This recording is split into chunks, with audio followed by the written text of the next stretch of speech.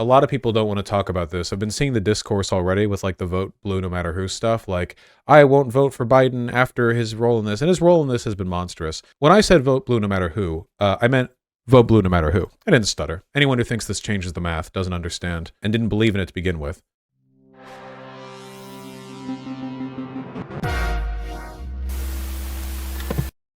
If it's an election between 100% Hitler and 99% Hitler, it's 99% Hitler all the way. We campaign, baby. With that being said, I have to say, Biden's response to this entire situation has been really bad. Basically, it seems like Biden quietly, like the Biden administration in the White House is like seething right now because this is an optically unwinnable situation. You know, Netanyahu's everything up. There's no easy way to resolve this. It seems like publicly the Biden admin is like, you go Israel, do whatever you want, unconditional support. And privately, I imagine the Biden administration is like, please, dude, get it together. Please, come on. Now, Netanyahu doesn't care, of course, because Netanyahu is A, not America's ally. He's a deranged authoritarian fascist. You know, he serves his own agenda. And for two, you know, ideologically, Netanyahu is way closer to like Russia than he is to us. Geopolitically, Israel may be more aligned with America, but in terms of like behavior and ideology, Netanyahu could easily get along with Putin, and in fact has. They've been on good terms in the past, though the relationship is complicated. Now, as time has gone on, Biden has gotten a little bit less publicly supportive of Israel's behavior and has been doing more of the like coded calls to ceasefire, advocacy for moderation, blah blah blah. I don't know if it's gonna work, folks. See, the main group of people who support Palestinians are American young people. While young people do not vote that much, they still represent a significant proportion of Democrats' winning majority. And this is not going to help with that. President Joe Biden's job approval rating, September versus October 2023. September 2023 from 86%, and then a month later, 75%. An 11-point drop in Democrats' support for Joe Biden. Now, it also went down for all U.S. adults, independents, for Republicans that stayed the same, but that is a significant drop of support with Democrats, like massively so. And I think it's pretty obvious why. What's happened in the past month, you know? It's his response to this situation. And to a large extent, it was a pretty politically unwinnable situation because any open call for Israel to stop would be met with a bunch of denunciation from disingenuous Republicans and even Democrats claiming he's being anti-Semitic. Whether or not it was an easy plate to be served, it was his to deal with. The latest downturn in his job rating comes in the wake of October 7th surprise attack on Israel by Hamas militants, blah, blah, blah, blah, blah. Immediately after the attack, Biden pledged, quote, rock solid and unwavering support for Israel from the U.S., and subsequently he visited the country on October 18th to reiterate that message. But Biden has faced criticism from some members of his party for aligning too closely with Israel and not doing enough for Palestinians. Earlier this year, Gallup found for the first time in the U.S., Democrats' sympathies for the Palestinians outpaced those of the Israelis. This is just bad politics, man. Look at how rapidly in these past few years, Democrats' sympathies have trended more towards the Palestinians. You know, to take this momentum and then to go like, yeah, unconditional support for Israel in this time is just wild. This is from 2 days ago. U.S. not drawing red lines for Israel, White House says. Why? Why? Netanyahu is going to end up provoking 2 genocides if Joe loses. Yeah, no kidding. Yeah, and the offhanded comment that Biden made where he said that the Palestinians might not be honest about their death count, which is ridiculous. They've heavily substantiated. Legitimate question here, does Palestine have oil? No, I'm very sorry. Israel does not have much in the way of oil. Even independents have been shifting more towards Palestinians. Look, starting from 2019, the percent of independents who supported the Palestinians over the Israelis, it went from 21 to 32. That is significant. The Dems' position on this is way out of date, and it's actually insane how much Biden has undermined his own positions because the Dems can just not actually engage their voters. Yeah, it is pretty wild, man. I genuinely feel like it might have been more politically advantageous for Biden to just like deal with the anti-Semitism accusations. Literally, just stand up there and say, you know, we support Israel's right to defend itself, but this is slaughter. You know, just full on like, and then just deal with it. Be like, that would have been really politically tough, but I wonder if that would have been better. You could also play to the Republicans' sort of pseudo-isolationist tendencies. You could be like, how many hundreds of billions have we given to Israel, and what are they using it for? Blowing up hospitals and buildings with kids in them, you know? Because how far is how far can we go, right? Like if you at what point do you, because the problem with this is that eventually you have to call a line, right? And Donald Trump would never call a line. If Donald Trump was president and all the Palestinians died, he wouldn't care. Okay, we know he doesn't care. But like with Biden, there are limits to what Israel can get away with before it starts damaging his reputation. And we have found those limits. We have found them really heavily. We found them big time. Big time. Look at that. Look at this. This is the biggest single month drop off in his favorability, except for November 21. What happened November 21? I'd have to go back to my notes. The second largest drop off, the lowest point that it's been at among Democrats the entire time that he's been president. Clearly what he's doing isn't working. And guys, this polling data was taken before the ground invasion. Afghanistan. Thank you. The time he was punished for being based and red-pilled. Notice how his approval among independents actually went up after that. Anyway, nobody likes him for this. Republicans are totally unaffected because Republicans will never support Joe Biden. It doesn't matter what he does. Like, who cares if Republicans stop liking you? If your behavior right now is isolating both Democrats and independents with no effect on the Republicans, why are you doing this? It's just bad politics. I think he should have tanked it. I think he should have tanked it. I think he should have been, yeah, there are a million ways he could have phrased it, a million ways he could have handled it. It could have been like, this has been a horrendous attack. It's very clear what is happening in Israel right now with the Gaza Strip is not working. I oppose Hamas. However, we have to note that like Hamas exists in a context of policy that Israel has created to protect civilians on both sides. We must do this. And everyone would call him anti-Semitic for this, at least some people on the left and everyone on the right. But I think it would have been better. Would more Democrats have lost support for him if he had done that, and independents, than if he hadn't? Because Republicans don't care either way. Like, what are you going to lose? The Republican vote? Yeah, he would have lost the Amy Schumer vote. It's possible it would have gone down way more with opposing Israel. Yeah, but here's the thing that's fucked up, man. This is only 1 month. The real slaughter hasn't even begun yet. I think this is going to keep going down. I think this might actually be like the knife in the back. Like this might be like both kneecaps exploding here. Like it's a lose-lose, but I think he chose the worst lose. It's the biggest bad news that we've seen in terms of like a potential Republican victory in 24, in my opinion, since the Biden presidency. Right now, I'm crossing my fingers for Donald Trump like running out of money and killing himself, or falling down a staircase, or getting arrested and the lawyers saying that he can't run or something. Yeah, long term, you have to stand against Israel because Israel's only going to get worse. Like, so you take a policy of no red lines for Israel. Like, for how long? For how long? Like, now, okay, what about a month from now when, like, the slaughter continues and there's videos online of IDF personnel running through Gaza, literally just headshotting infants from behind or whatever, like double tapping pregnant mothers on the ground? Like, what? Like, how long? How long when the death toll hits 10,000, then 20,000? How long before, like, we see headlines like, you know, Palestinians eradicated, survivors fled to Egypt or whatever? Like how eventually you have to draw the line. And the line, morally, was clearly decades ago. So the longer you wait to turn heel, the more of a hypocrite you seem like. Do you think there might be geopolitical reasons for Biden's stance in Israel? I mean, well, yeah, of course, it is for everything. But, like, that doesn't change.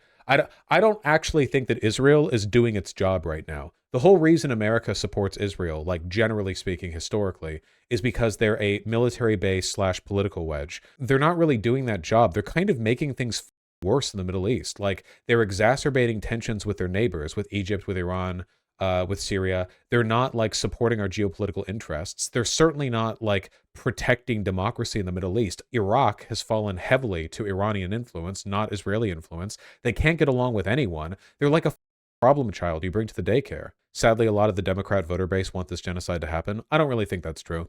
I think the number of people on the Democrat side who think Biden is being, quote, too soft on Hamas or whatever is like a very small lunatic minority. Like, you have your Amy Schumer types or whatever, but I really do think that's a small, like, marginal brain disease. Whereas, keep in mind, like, pro-Palestinian protests are massive right now from London. Apparently, People are reporting in excess of 150,000. Some people have said as many as 500,000 in London.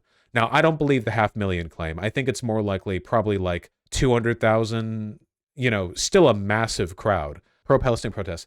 Even on Twitter, controlled by Elon Musk and run by the far right, pro-Palestinian sentiment is much stronger than pro-Israeli sentiment, Like, this stuff is pretty hard to ignore. And this is in London. Like, there was the Grand Central protest, Israel protest Grand Central in New York, where a bunch of Jews came out and did their ceasefire protest. Like, it's getting pretty loud, man. Like, the Democrats can't ignore this shit. Allegedly, the Biden administration is banking on young people forgetting about Gaza by the time election season rolls around.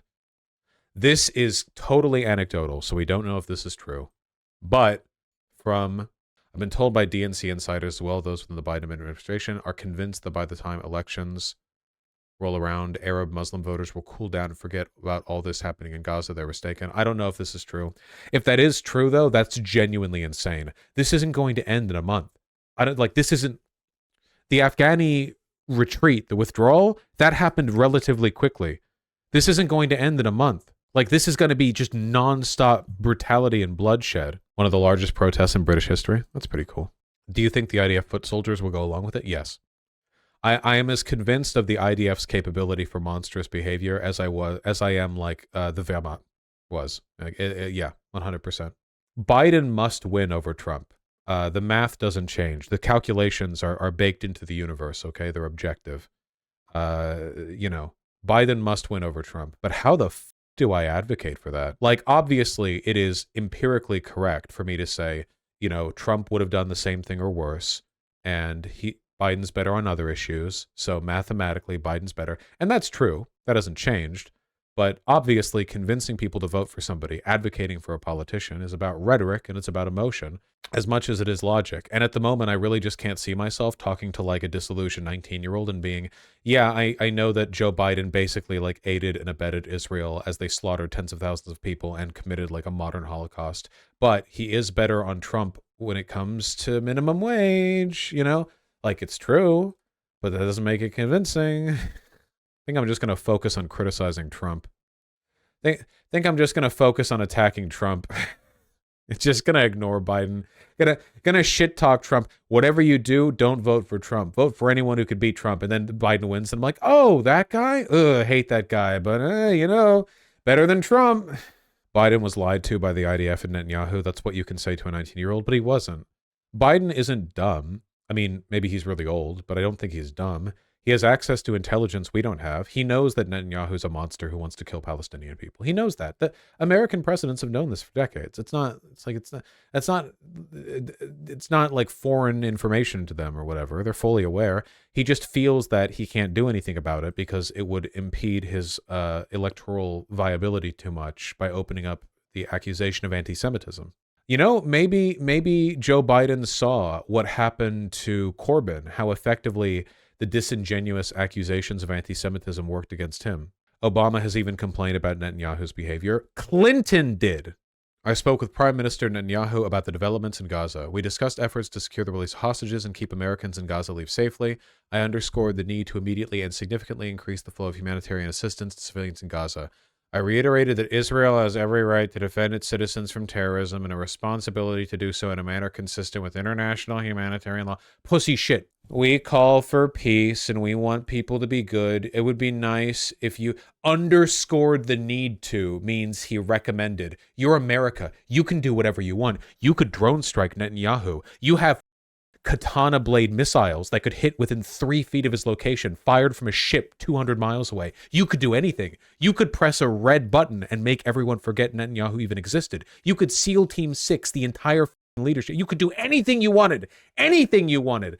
Any statement even. Words. Just words. Even better words would help. I spoke with President Abdel Fattah al-Sisi to share my appreciation for Egypt facilitating the delivery of humanitarian assistance to Gaza.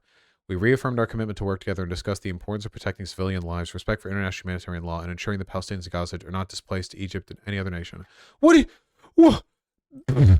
They've already been given an evacuation order to the southern half of the Gaza Strip. There's already 1.3 million displaced. Where do you think they're going to go? Where do you think to the sea? From the river to the sea, Palestinians shall get wet. Walking west, where the unironic best case scenario right now would literally be like Palestinians being ethnically cleansed out of Gaza into Israel into Egypt rather than just being killed. Like that, like literally, like the best case scenario apparently right now is like, boy, I sure do hope those 2 million Palestinians are forced out of their country rather than just being killed, you know? Yeah, is anyone up for like dumping Israel and making Egypt our puppet state in the region? Get the Suez, got the pyramids.